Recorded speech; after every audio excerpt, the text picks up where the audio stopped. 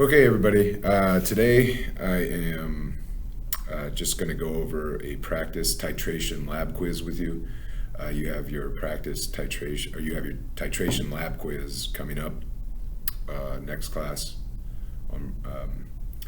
And so after today, we have done both the acid-base titration lab and the redox titration lab. So really, you should have no problems with the lab quiz. But I had a few people come up to me. They're kind of nervous about the lab quiz. So I made a practice one. I'm going to go over it with you. If we don't have time in class today to go over it after your redox lab, you can at least watch the video, okay? So let's go over the practice lab quiz, and hopefully it makes sense. But I mean, hopefully you understand the questions that are being asked because you've done the labs. So I guess the first thing I would say is make sure when we're doing a lab in this class that you know what's going on when you're in the lab, right? Don't go in there blind and kind of just like, okay, I guess understand why you're mixing this with that and why you're taking this measurement and that measurement, right? You should have an understanding of what's going on. That's why there's pre-lab, there's pre-lab questions that tie into the lab that you're about to do. So anyway, let's go over the practice lab quiz, and hopefully you're successful when you take the actual lab quiz, all right? So let's get into that. All right, so this is the titration practice lab quiz. It's in Schoology, and you're going to get a copy of it in class, so you can kind of look over it. So the way it's kind of set up is this is an acid-base titration question, and this is a redox titration question. But regardless, it ends up just being stoichiometry. So that's really all it comes down to. So let's go ahead and get into the answers here. All right. So the first question, the first thing that comes up is, so the student's determining the molarity of a potassium hydroxide solution, which is a strong base, and they're using a hydrochloric acid solution, so 0.35 molar solution of hydrochloric acid.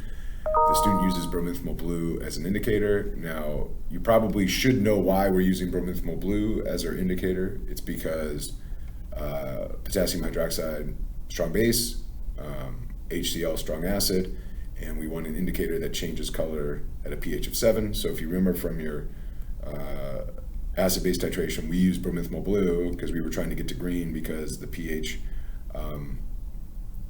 should be 7 at the equivalence point, and for bromomethyl blue, it turns green when you're at a pH of 7. Okay, so they tell us the initial reading of the burette is 2.57 milliliters, and then when we get our indication that the reaction has completed, we're at the equivalence point, the final reading of the burette is 25.60 milliliters, all right? So first, let's understand the setup, right? This is kind of a reverse of what you did in lab. The KOH is our analyte solution. That's the solution we don't know the molarity of, and the HCl is our titrant solution. So it's the HCl that's going into the burette, and it's the KOH that's going into the flask. Okay. All right, and then so that's the premise, and we have our questions to answer about it. So let's go to their key, and I'll also post the key in Schoology. The first thing is, what's the net ionic equation of the reaction going on? So if we look at the overall reaction, right, we have base, acid, double replacement, or neutralization. Potassium hydroxide is an aqueous solution. HCl is an aqueous acid solution. You get water, and because this is monoprotic, 1H plus, and this has 1 hydroxide, everything's just going to be a 1-to-1 ratio. So you get 1 water and you get 1 KCl, and we should expect KCl to stay dissolved because of potassium. Remember, alkali metal compounds are always soluble, so that's not going to precipitate, that's going to be aqueous. So if we looked at our complete ionic equation, we would notice that potassium is separated and stays dissolved, so potassium is a spectator ion. And because HCl is a strong acid, we separate it. Now, if HCl was a weak acid, we would keep HCl together right here, and then chloride would not cancel out. So if it was a weak acid, you would only get one spectator ion, and that would be the metal ion of the base. All right, but because HCl is strong, chloride separates, and because this stayed dissolved, aqueous ionic compound, we separate those ions, so potassium and chloride are both spectators. And what you're always left with, if it's strong acid, strong base, net ionic equation is always going to be OH minus and H plus yield water, right? So that's our net ionic equation there, okay? Part B, what is the volume of HCl required to reach the equivalence point? All right, so that's just final reading of the burette minus initial reading. Now remember, this question's set up just so you know that you need to do final minus initial. But if you were actually doing a titration in lab and you don't know the final molarity of your analyte solution, remember, you should really always start your burette at 0.00 because you want to have the maximum amount of titrant solution just in case it takes that much. So really, this is not realistic, but all right, hey, they filled it up to 0.00 and they let a little run out, and this was the initial reading. All right, so if you do final minus initial, so what we just figured out is it took this many milliliters of our HCl solution to completely neutralize 10 milliliters of our KOH solution. All right. Now remember, burette readings should always go to 2 decimal places, and when you subtract measurements in the lab, it's about decimal places, not significant digits. So just because this has 3 sig digs doesn't matter. It's 2 decimal places, 2 decimal places, so I'm allowed 2 decimal places here. So if you just write 23.0, that would be an incorrect answer. All right, you have to know how to subtract measurements in the lab, or add. When you add or subtract, it's not about significant figures, it's about decimal places. So since our burette reading always has 2 decimal places, when we subtract to get the volume we're going to use in our calculation, we're allowed 2 decimal places. Okay? All right, so calculate the molarity of KOH. So this is just stoichiometry, or remember, you could do MAVA equals MBVB. So that's kind of our shortcut. But let's understand the stoichiometry. So it took this many liters, right? It just converted milliliters to liters of the HCl solution. So liters times the molarity of the HCl solution, right? That was our molarity of HCl. Gives us moles of HCl. It reacts with KOH in a 1-to-1 ratio. And so doing this will give us moles of KOH, and we want the molarity. And the volume of the KOH was 10 milliliters. So we take our moles of KOH and we divide by the volume in liters. So 10 milliliters is 0.01 liters, and we get our molarity. And if we did M1V1 or MAVA equals MBVB, we would get the same answer. Okay, so either one, doesn't matter which one you use, just as long as you understand it. Okay, all right. So moving on, now it says calculate the pH of both of the solutions that we used in the lab. All right, so this is just, we kind of went over the pH equations. It's in your appendix, and we'll focus on pH calculations a lot when we get to Unit 5. But remember, it should be easy. If you have a strong acid or a strong base, it's just the concentration of the acid is the H plus concentration, and the concentration of the base is the OH minus concentration. And you need to know that pH and pOH always equal 14.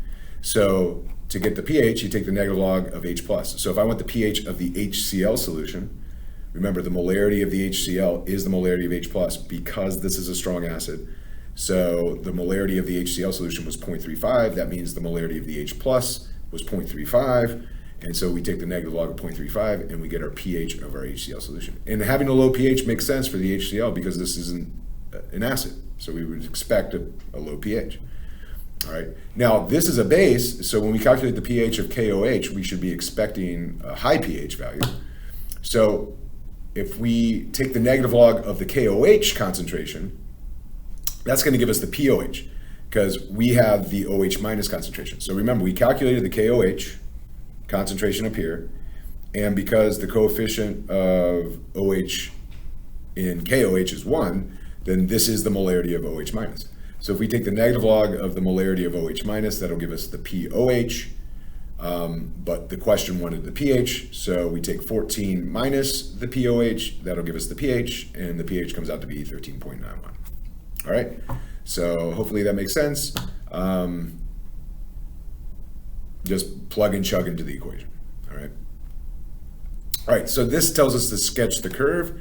So because this was a strong acid, strong base combo, the equivalence point should be at a pH of 7. So remember, a titration curve always has pH on the y-axis and it's milliliters of the titrant added. So remember, all of our examples that we've done it's been like milliliters of the like sodium hydroxide or base added, and that's because we were titrating an acid with a base. In this question, we're titrating a base, the KOH, with an acid. So this would be milliliters of HCl added.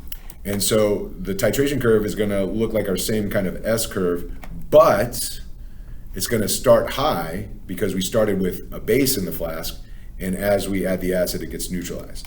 Okay, so our point of inflection should be at a pH of 7 because this was strong acid, strong base combo. And if you wanted to add a little bit more detail, remember that's the equivalence point, and we knew what volume that was of HCl. So if you wanted to put that on the graph, you could too, all right? But the main thing is just know if it's strong, the pH at the equivalence point is going to be 7. If it was a weak acid, strong base, the pH would be above 7 at the equivalence point. And if it was a weak base, strong acid, the equivalence point would be at a pH lower than 7. Okay? All right, so now let's go to the redox titration. So let me just go back to the regular question here. All right, so it says a sample of oxalic acid, all right, is titrated. So this is an aqueous solution, so oxalic acid in water, is titrated with a standardized solution of potassium permanganate. A 1 milliliter sample of oxalic acid required this many milliliters of permanganate, of this concentration of permanganate.